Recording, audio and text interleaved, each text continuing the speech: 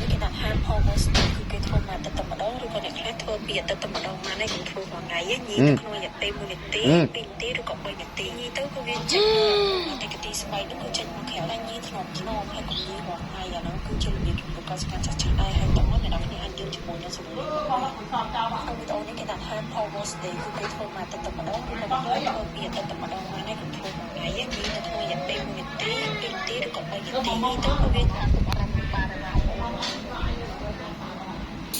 លើកនេះរៀងពិបាកបន្តិចមើលមួយចំហឡៃទេនោះអូឡៃគេចំហ